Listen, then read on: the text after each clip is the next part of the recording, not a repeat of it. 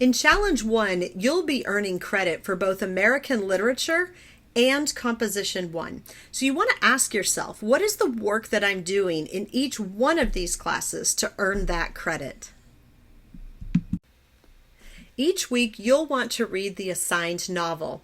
Now, there are two possibilities here. You can read every book and every short story that is assigned in the Challenge 1 guide, or you can choose to really focus in on the novels that we're going to be using for the essays. Whatever your choice is, just stick with it and be diligent with your reading. As you read, you may find it helpful to journal some key ideas. So let's suppose that you're going to read chapters 1 through 3 of Sign of the Beaver, and you come to class the next week and I start asking questions. Will you remember all of the key ideas from those chapters? Some of you might. Some of you have great memories. But for the rest of us who sometimes struggle to pull out those pieces, journaling key ideas will help you to retain that helpful information. So you might want to jot down who were the characters in this passage. Where and when did it take place? We call that the setting. What are the major points of plot that moved the story along in these chapters? So those plot points describe the what happened. Then we move on to themes. Themes are, why did it happen? What motivated the characters? So you might have some universal ideas like pride or justice or loyalty. Those are examples of themes that you might see running throughout a story. You'll also want to jot down any unfamiliar terms. So as we're reading, we oftentimes encounter words that we just simply don't know what they are. And you're going to find that this year. There are a couple of key books in particular, Billy Budd Sailorman, that has so much vocabulary that I was unfamiliar with the very first time I read the book.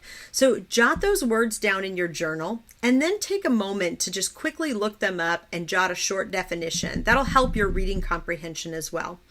And finally, you'll want to jot down 1 or 2 key quotes from that passage that you read. Let me explain why. This year, we're going to be stepping up our writing, and we're going to be integrating some of the ideas that we learned from debate into our composition seminar. So let me give you an example. If I were to step up in a debate and say, the United States government is corrupt, my opponent would simply walk up after me and say, how do you know that to be true? What evidence do you have to support that claim? So you can't have unsupported claims in debate. And likewise, you shouldn't have unsupported claims in a composition, in an essay. And so we're going to work much harder this year to support those claims with example or evidence, if you will, from the text. And you'll do that by including key quotes. So as you're journaling, if you'll take the time to do that up front, that'll prevent you from having to go back and almost reread the whole novel looking for those examples and those quotes when you go to write your essay. When you come to class, we're going to take some time to analyze the characters.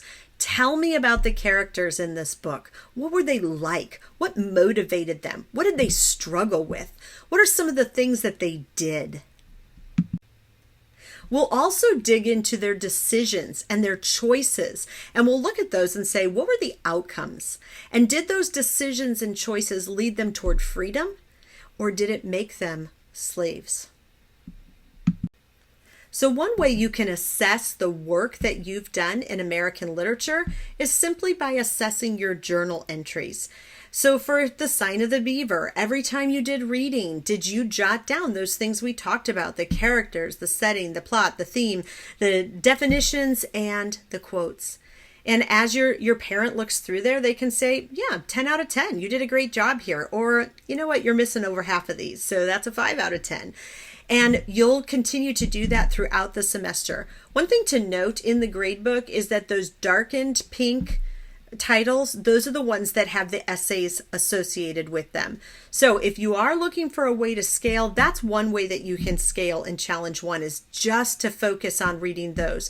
And you'll see that reflected in the alternative schedule. There'll be a reading schedule that will just have those books on it. Our American literature studies are going to then provide the information that we need for composition. Again, we'll be focusing in on the lost tools of writing, number 1. And we'll spend most of the first semester and part of the second semester working on persuasive essays.